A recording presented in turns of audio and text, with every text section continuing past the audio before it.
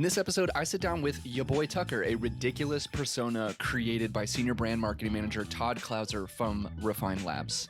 Together, Todd and I explore how he creates video content for Refine Labs to build brand awareness for the explosive marketing agency that's really taken over the LinkedIn over the last 2+ years.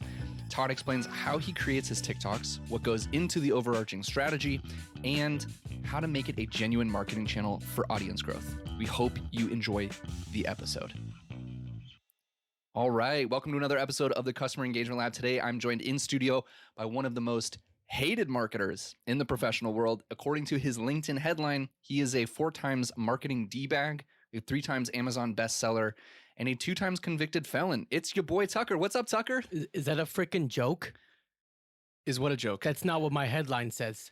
Listen, I get more likes before 8 a.m. than you've ever had in your life. It's a business comedy show. We're just trying to, keep it light. I didn't mean to offend you. I'm sorry. Well, you did. Okay. Well, we're off to a rough start, but we're going to keep rolling with this. It's quite the resume, but we brought you really in today because we want to go over your latest venture. It's called Slap Post. Now, let me play a clip from a recent video where you explained what Slap Post is. Hi, I'm Tucker with Slap Post. You're going to be in a great mood today because you're going to be slapping that content calendar away. Watch this. 1 slap, perfectly worthless LinkedIn poll. 2 slaps, you have a text post about hiring a homeless Gen Z convict who had no experience but had the gusto to apply anyway. Look at that engagement. Now, you love video, but you're scared of your face. You know you're scared of it. That's why you don't have more video in your life. Watch this. Big slap, TikTok post. 2 big slaps, YouTube post. Reels, shorts, Vine, Periscope. Couple chops. What's it? Well, yeah, so that's Slap Post. I think we kind of get the gist there. I don't even think we need to watch the rest of that. But yeah, I just curious, where did the idea first come from? And by the way, do you go by ya boy Tucker or just Tucker or Tuck or Tuck, or what should I call you? You can call me your boy. Can I call you Travis? That's fine. Yeah. Thanks, your boy. So tell me a little bit about where you got the idea for Slap Post. Have you ever seen those 90s commercials with Slap Chop? Yeah. Well, think about that, but think about like disrupting technology. Okay. That's kind of what it is. Yeah, I mean, that's a pretty straightforward explanation. So how is Slap Post doing? Do we sell Slap Post? No. Are you generating any business or interest in this new this new venture that you posted about? That's kind of a loaded question, Travis. Okay. The short answer is no. We've been selling a lot of stickers. Yeah, I actually you brought one in for us, which was really kind of you. It says, "Do you even revenue, bro?" Well, all about the revenue here at Slap Post. It sounds great. I'm sure a lot of CROs would like that. I'll just move on to my next question. Your boy, what's next for Slap Post in 2022? What's next for this podcast in 2022? I feel like it's really crashing and burning here, Travis. Well, we just launched season 2. You're one of our latest guests. We're doing great in terms of. Doesn't feel that way. I'm sorry. You don't feel welcomed here, but is there anything else that you want to share with our audience about your predictions on social media marketing?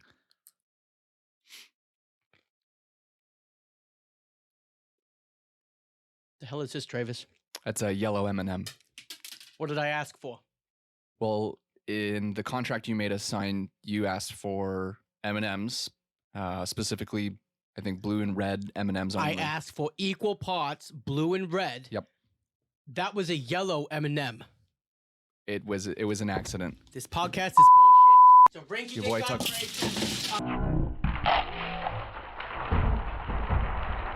Done. Wow. Well, there you have it, folks. Your boy Tucker has spoken. He taught us a valuable lesson about B2B marketing innovation and experimentation. So when we return after this break and I get the M&Ms out of my hair, we will meet with a competent human being, Todd Clouser, the Senior Brand Marketing Manager at Refine Labs. See you later, Tucker.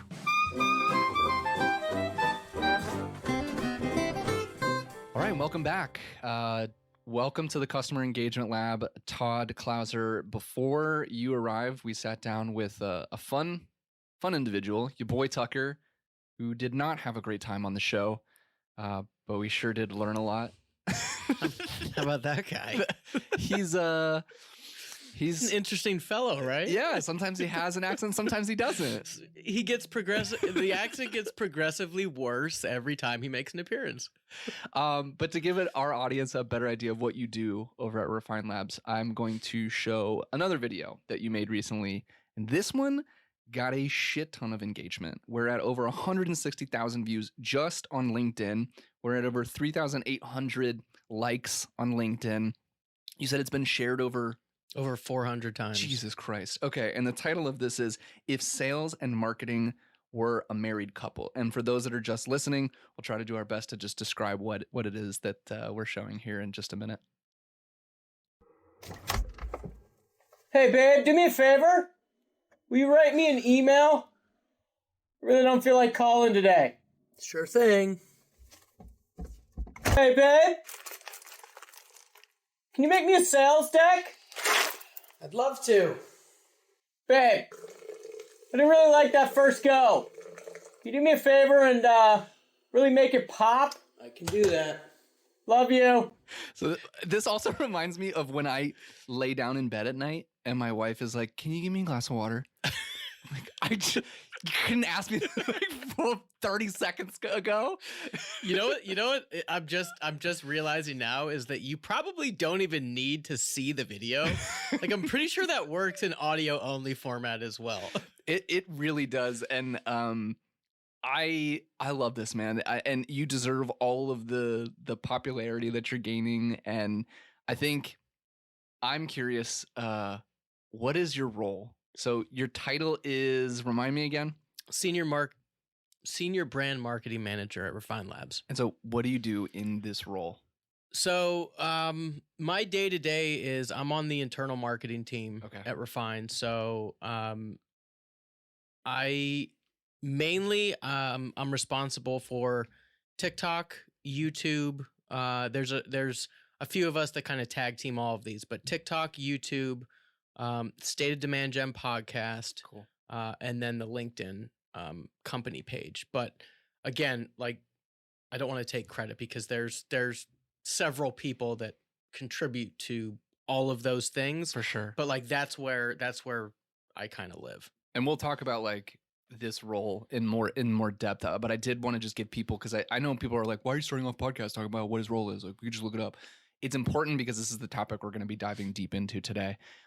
You wrote a post recently that really captured my attention, and I think you did a nice job here of articulating your stance, and that's what I want to get into. So you wrote, quote unquote, "TikTok isn't for B2B, is LinkedIn? Because this is what can happen in a single day with a well-executed LinkedIn strategy utilizing TikTok. Join me on TikTok in the fight to make B2B fun." And as you pointed out to me earlier, there's an image for those that are just listening, and it's what did you get, like almost 1,000 followers in one day? Yeah, just under 1,000 followers in less than a day. Yeah, from one TikTok video that did really well on LinkedIn. And I think the point here to make is, if you're trying to grow your audience so that you can disseminate content and grow, or like truly powerful, organic, inbound traffic, this is an incredible way to do it. And especially at like so fast. Like, yeah, that's wild, dude. That takes people like months, if not years, to do. Well, and it's interesting because so I've been on LinkedIn forever, back before it was what it is today. But like, I only really started utilizing it shortly after the pandemic started. Yeah. So I was doing it with like text posts and stuff for a couple years, and I got to maybe 1,600 followers. I would get a little bit of engagement, but like nothing spectacular, right? Yeah. And then within the past 2.5 months of like really finding my TikTok game, I've gone from like 1,600 to I just hit 5,000. And like, I'm not trying to say like you need followers, but like the amount of people that see this content is just absolutely mind blowing to me. Yeah. And I've had many conversations with revenue leaders. They're like, what does one follower equal in revenue? And they're like, they ask that question because they're like, there's no way to measure that. Yeah. But it truly is an incredible brand play. It's brand marketing. I mean, you could argue like, what is a billboard worth, or a Super Bowl ad worth? Yeah. And like, yeah, there's some ways to track it and stuff. But for us here at PandaDoc, I know that LinkedIn is our number one source of organic traffic. It is also our number one source for converting organic traffic. That says something. So there is value in this. And you can, as an executive, look, sitting in a boardroom and say like, we gained 40,000 followers on LinkedIn this year. And they're going to say, cool. So what?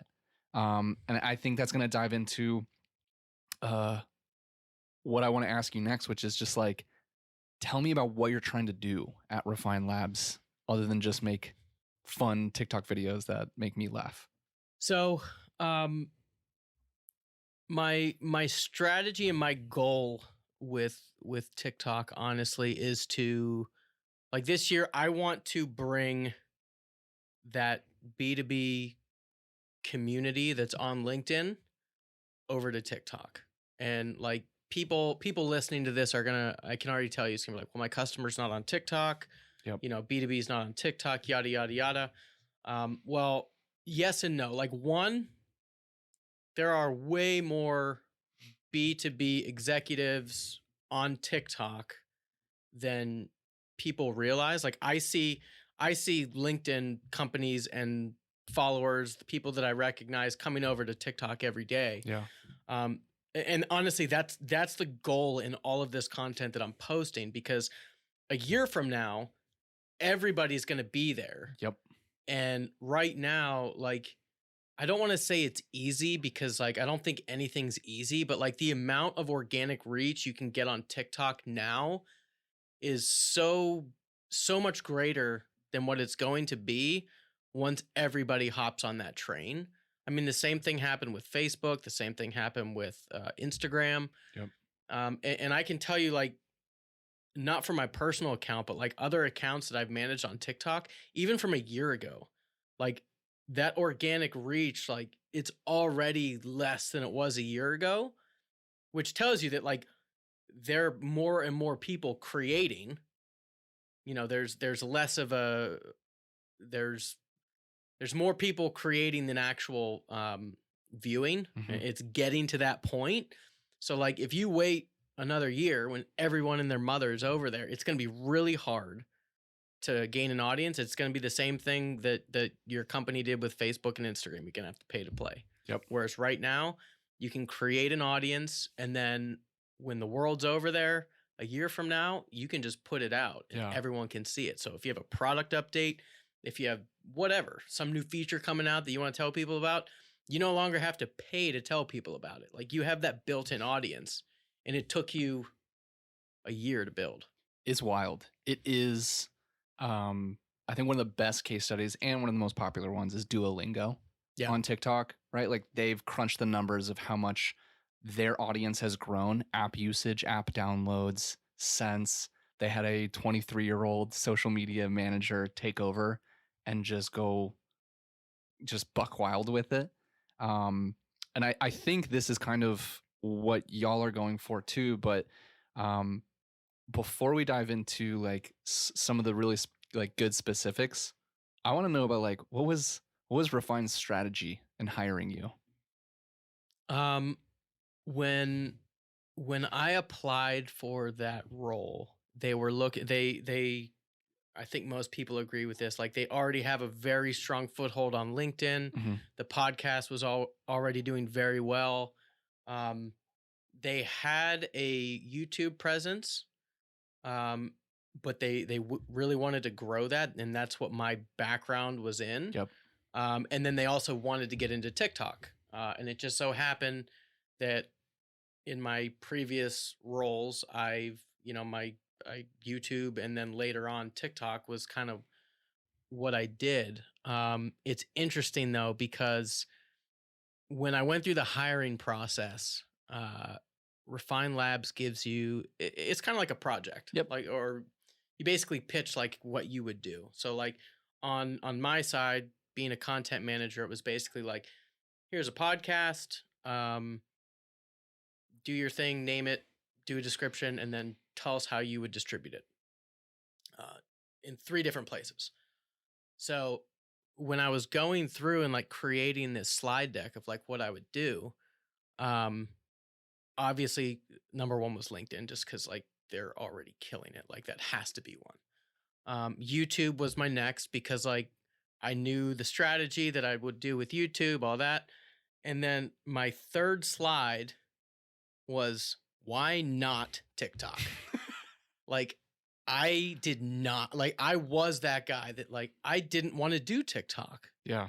And it was for a couple reasons. Like, one, my perception in B2B, like everyone else's, is TikTok is entertainment only. People don't go there to learn. Everything that we're putting out at Refine Labs is super educational. So Yep. like I didn't think it would work. And the second reason was I just didn't think I could do it. Like I'm still not great on camera. Like I don't like being in front of the camera. And like I didn't think I would do well in it. So I said we should do a Facebook community, like bring everyone over and put them in a Facebook community. And a couple days later, they called me up, said offer me the role, and then started doing it. And it's like, let's do TikTok. It's like, all right, here we go. And honestly, like my first 30, I took them down. Like they were, if you look at my TikTok, like the first 30 videos I shot they're all private now, because like I didn't want that watering down the rest of the stuff. They were trash. Yeah. But it took me talking about what I knew. It was basically my LinkedIn text post regurgitated. It's basically my first 30 episodes of this podcast, just straight trash. It only got good in like the last 5. Well, we're going back to trash, so. Yeah, I find it interesting though that you went from, you were like, I don't want to do this, and now you're doing it. And I'm curious what they're saying at Refine about your recent popularity.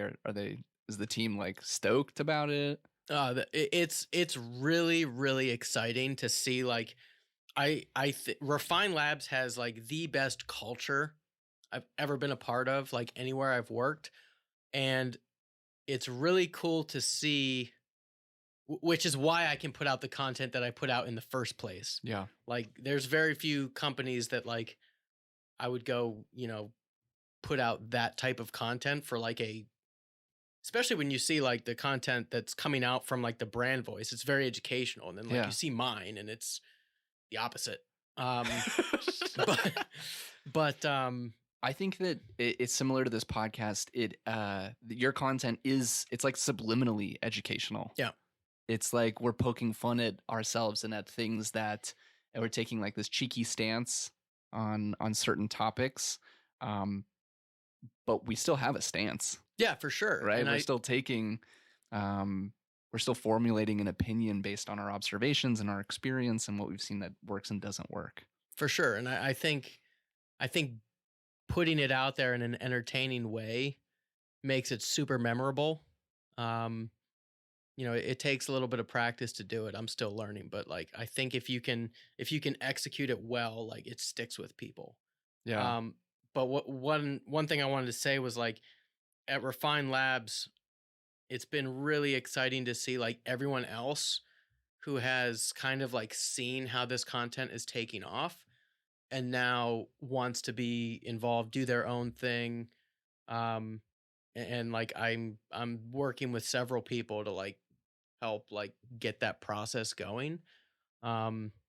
Which is just really cool, because I've tried to launch programs like this, not specifically for TikTok.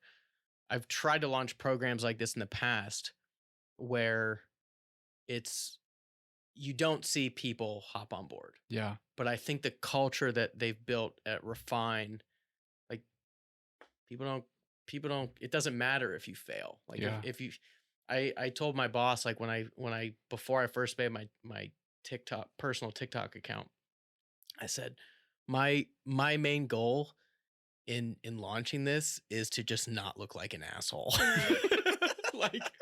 like I am not comfortable doing this. Like I'm just gonna come off as like this is gonna be terrible. And like I'm a bearded married man. You're a dad too, right? Yeah. You're like, what am I doing on dad here? of two, like not dancing on TikTok, but Not yet. Yeah, not yet. Yeah, so it's been, now it's kind of the opposite. It's like whereas before it's like I don't want to put myself out there and look like a fool. Now it's like I think I could get more people to pay attention to my message, like if I make this even more entertaining. Yeah. And if looking like an idiot is part of that, like I'm okay with that. Yep. I think one of the coolest things that I've seen you do more successfully than anybody I've seen, including myself, and I've been trying to do this, but you guys, your strategy is to it's like cross-posting across platforms. Mm-hmm. So one of the things that I find super interesting is like when I'm scrolling on LinkedIn at a stoplight, which you're not supposed to use your phone, but whatever, I get yelled at by my wife all the time. I have 30 seconds to find something entertaining. And on LinkedIn, it's rare for me to see that little TikTok watermark on a video. And I'm like, oh, this shit's going to be good. Yeah. Right? So this cross-posting, because you were talking to me and you're like, none of my posts on TikTok have like blown the hell up. Like none of them have gone to be like ultra viral or anything. I'm not even close, by the way. And you were like, and that's not, you're like, if it happens, that's great. That's not really part of our strategy. So I want to know, yeah, like it was that, it seems like it was intentional to like be taking what you're doing on TikTok and be like, I'm just gonna put this on LinkedIn now. Yeah. So honestly, like when I first started doing it, I recognized pretty early, even before I started, like I was trying to find other like B2B professionals creating TikTok content.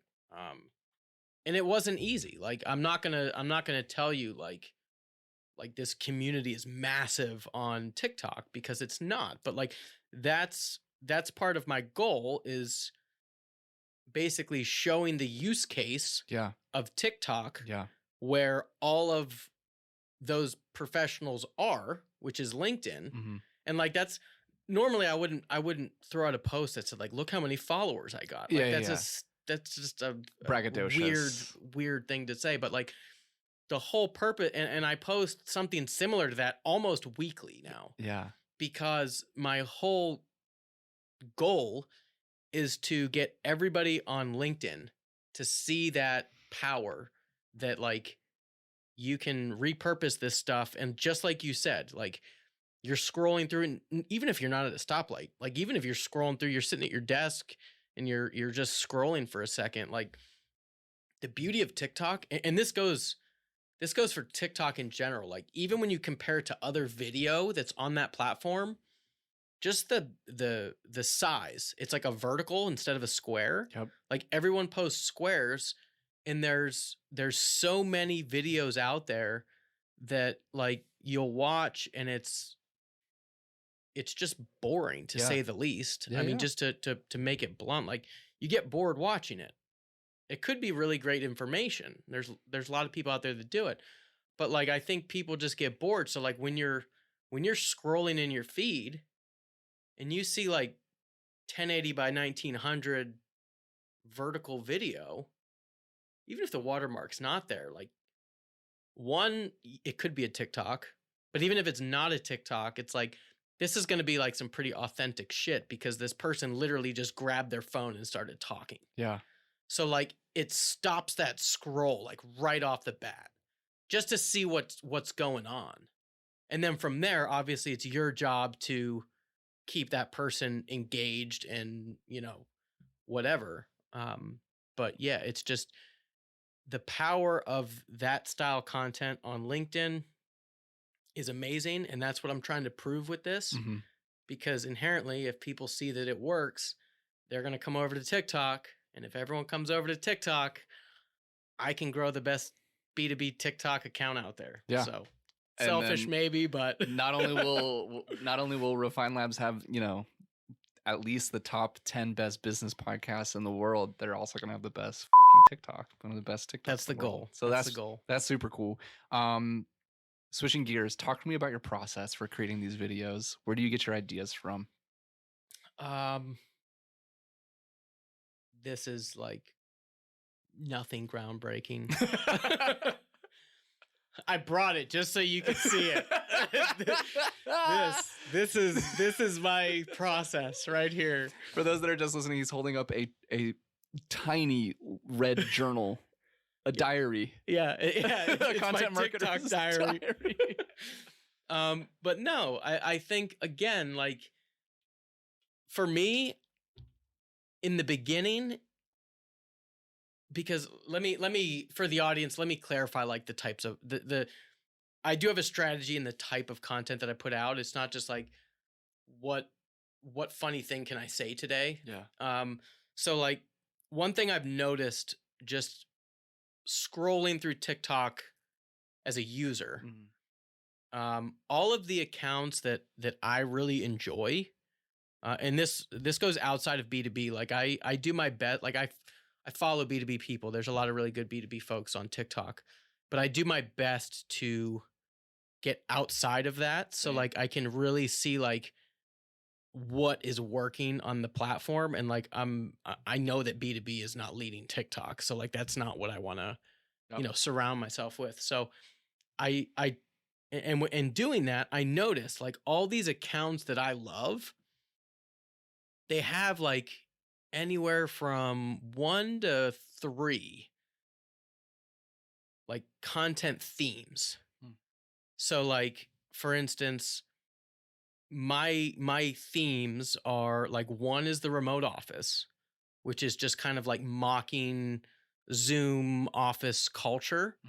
And then the other one is if marketing did fill in the blank. Gotcha. So like I did like if marketing did documentaries, if marketing did the 5 o'clock news, if marketing, whatever, press conferences. That was my favorites. So like those are my 2 pillars of like content. Yeah. And then the rest, you can basically just fill it in with trends. Dude, yes. So because like with trends, TikTok likes their trending audio. They do better. Like but what I notice with me, when I scroll, I'll see 1 million people doing the same trend, using the same audio and relating it back to their niche. And I'll like it, and sometimes I'll comment, but like that rarely, unless it's in B2B, because I try to support the B2B community on TikTok. Unless it's in B2B, I almost never follow the person. It's interesting. I'll consume it. Yeah. But I'll probably never see another piece of their content. Whereas like when I see somebody's like one of their 1, 2, 3 content pillars and like it's really good, I go to their page to see what the other ones look like and see if they have more like it. And then almost every time I'll follow that person. Yeah, that's a great strategy. And I've seen people say like, oh, 25% of your videos need to be trends. And then the other 75 needs to be something else. But I like this structure because it helps you stay creative, stay relevant. And I think it diversifies your content enough, but it also is predictable enough where people are like, yeah, Todd's going to do, what if marketing did content, and how can he elevate the press conference? What's he going to do next? Yeah. It keeps people like, oh shit. Okay. That's my biggest struggle is like, how am I going to beat that one? How am I going to top that one? Yeah. But yeah. So, what was the original question before I started talking about the pillars? Talking about your process for creating these videos. That's right. I think you told me off air, you were like, I make my family leave the room I'm in because they make me laugh too much. For sure. Yeah. Yeah. So literally like I've created a process that works for me. And I actually did a post on this earlier in the year. It was like basically like I've created 1 million content calendars for companies. Like never in my life have I created like a personal content calendar. And I don't think someone called me out on this. I don't think content calendar may be the right terminology, but like I'm gonna release XYZ on these days of the week. I'm gonna film or post or do whatever on these days of the week. So like I know like my schedule, this is what I have to keep to. So like and in doing that, I'm also training. I don't know if that's might sound like a bad thing, but like That might I'm sound like training, something Tucker would say. Tucker is training his audience to be ready on Tuesday or be ready on Thursday. And like, I know people hate polls. I hate them as well. But like the other thing too is like, they can be useful if you use them for a purpose that's not just I want more views on something that doesn't matter. Like so like every Monday I put out a poll that says, do you want to see the remote office episode whatever tomorrow, or do you want to see if marketing did whatever tomorrow? And then whatever wins that poll goes out on Tuesday. Whatever loses the poll goes out on Thursday. So like people know like, oh, he's going to put out, you know, if marketing did movie trailers on Thursday, like I'm going to be looking out for that. And I think that's also partially like why I've gained so many followers over the past couple weeks is because like I'm training them that like this is going to come out twice a week. If you like this one, like you're going to want to follow. Yep. And then like as that picks up, like I have people DMing me all the time. Like I had someone like, oh, you need to do if marketing did like a Food Network show. You need to do if marketing did, you know, whatever. And like that is where I'm getting my ideas from. Isn't that wild? Yeah, it's a snowball effect, and it's the same thing that when I used to manage a YouTube channel that had several 100,000 subscribers, like that it was the same thing. So like I knew this was going to happen. Like 95% of the content we made on that channel crowdsourced. Well, it is. The it's ideas. directly from the audience. That's and cool. like when you I think the important part about that is like when you, let's say you asked me to do like what if marketing did like Guy Fieri show, right?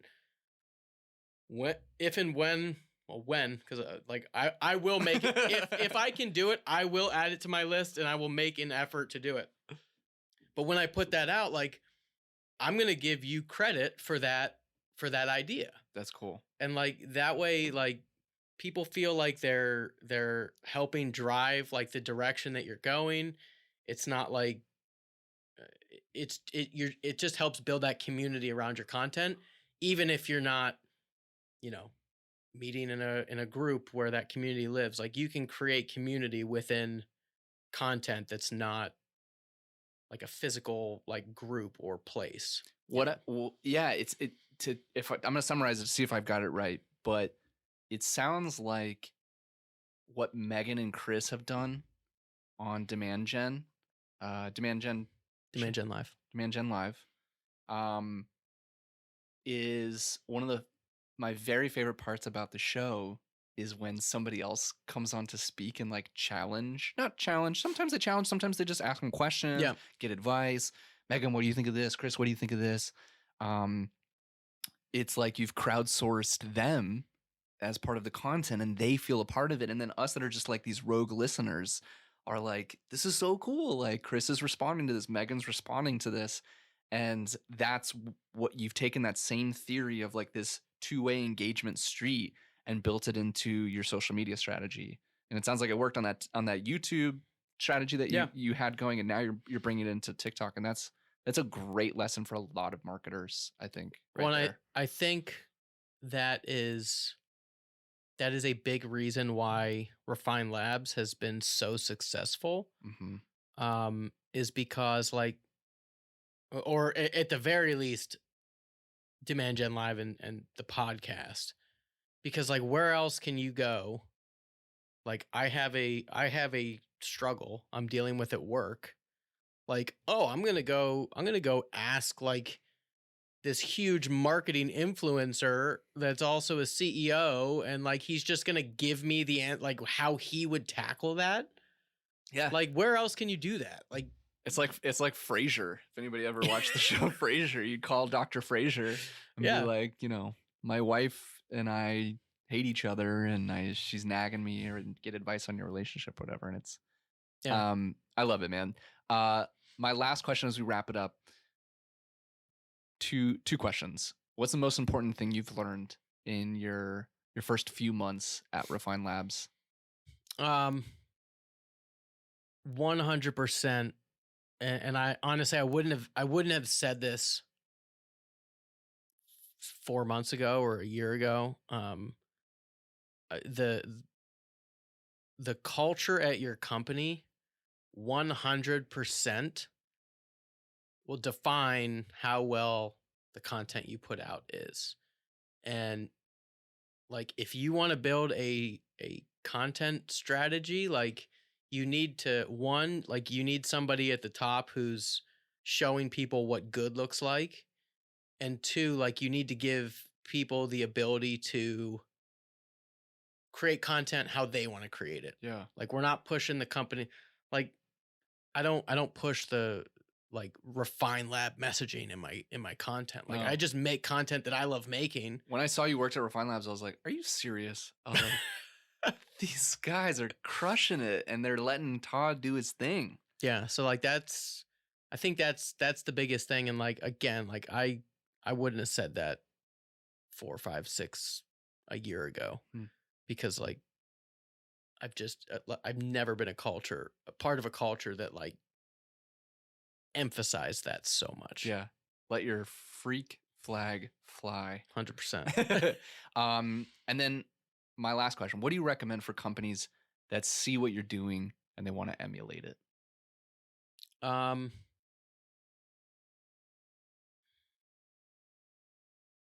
think to be successful on TikTok, or honestly this isn't just TikTok, this is any social media platform, is you really can't half-ass it.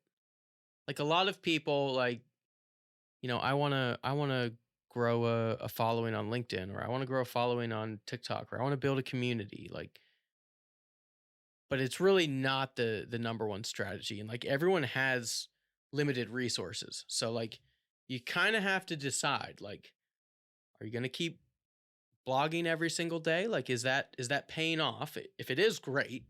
But like, are you going to, you have to put your resources like where you think the biggest upside is. And like, if you look at Refine Labs, like everybody in our company, not everybody, but like a huge percentage of the people in our company post on social media 3 to 5 times a week. So like, give people the time at work to do it, and they'll do it. If you load them up so much that they have to do it after dinner, they're not going to do it. Yeah. I think that's a great message of devoting a specific percentage of your resources and knowing like, hey, like 25% of our marketing budget is just going to be completely experimental. Yeah. And like going all in on it. Like you said, like, I remember early on in my podcasting, my friends over at Sweetfish were like, congratulations, you made it past episode 6. I was like, what? They were like, 78% of people that start a podcast never do more than 6 episodes. Yeah. So it's like, don't half-ass it, stick with it, give it a shot. And all jokes aside, yeah, the first 30 episodes were rough of this podcast. So sticking with it for a while and not half-assing it, you get better at this stuff. I don't know which episode it was, but I know it was early on. Because I want to. Were you live streaming on LinkedIn Live at one point? Because that's the first time I saw it. Really? Okay. And I tuned in and I was like, what the hell is going on here? Like, what are these guys doing? But like, I literally watched for like 45 minutes. So like, I think we played a game of Never Have I Ever marketing marketing style. that may have been the one. Like, Or yeah. no, it was Would you rather? One of my favorite questions I did with Patrick was, would you rather do sales for a fintech company that is funding cartels, and you make like ungodly amounts of money, Yeah. or would you rather like make $65,000 a year working at a boring B2B firm? And he's like, I don't fuck around with cartels, so I'll take the 65K. That's what he said. That's what he said on air. He's like, the camera goes off. He's like, dude, I'm going straight to the cartel. For the people that ask, what's the ROI of TikTok? Mm-hmm. We have basically self-reported attribution at Refine Labs. So like when somebody they ask for a consultation or book a strategy call, it's a required field and it's open text. They have to tell us like where they heard about us, yada yada yada. In the 2 months that I've been doing this, I can now say that one person came through and said, I saw you from Todd's TikToks. It was disqualified, but it's a start.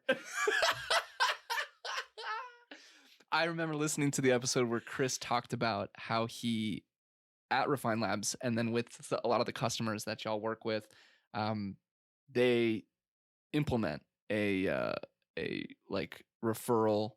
What do you call it? Form. Self-reported attribution. So like they tell you, yeah, they attribute and it's themselves. required. Like they have to fill in, not just like. And then he was very specific with it in the podcast where he talked about like you can't just give them options like, oh, did you come in for they could select it? No, you have to write in where you got it from, which I'm sure is like a pain in the neck for whoever's doing like your pipeline operations and Salesforce. Like, but they clean up. but they haven't though, because they've automated like with keywords, like if this comes up, it goes here. Gotcha. If this, so like it's really not. That's fucking cool, man. Yeah. And I'm gonna keep that part. I'm probably gonna like slice it and put it right before I say goodbye and thank you for coming to the show, because that's super important. And I've been trying to get my demand gen team to put a self-attribution form. Hasn't happened yet. It's just because they know all the attribution's going to go straight to this podcast. You heard it here first. All right, Todd, thanks so much for coming out, and we'll see you next week, everybody. Thanks for listening to the Customer Engagement Lab, brought to you by PandaDoc. If you liked what you heard, please subscribe to our YouTube channel or connect with us on LinkedIn. We'd love to hear from you and what you think of the show.